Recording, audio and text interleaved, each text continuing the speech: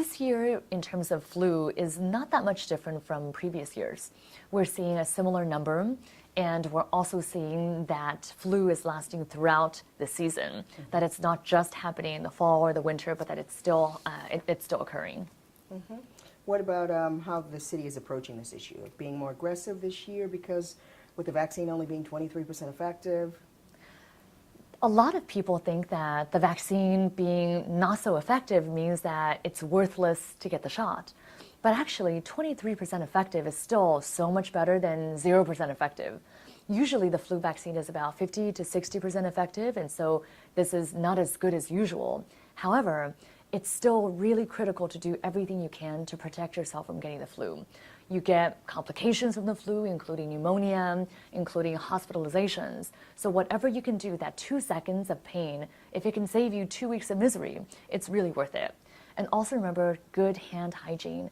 Washing your hands very carefully with soap and water is still the best protection against getting the flu. Is it still can you still get the shot? Is it too late? You should and can still get the shot now. Are there other things that residents can do to protect themselves?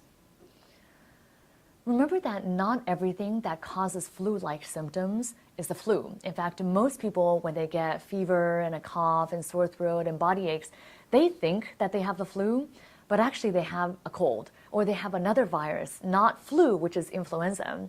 And so even if you may not be having the flu, you can still feel really ick. And so make sure that you wash your hands carefully and stay away from other people who are sick. That's also very important. If you're not feeling very well yourself, you're sneezing and coughing all over everyone, probably a good idea to stay at home and not use public transportation because you don't want to infect other people around you.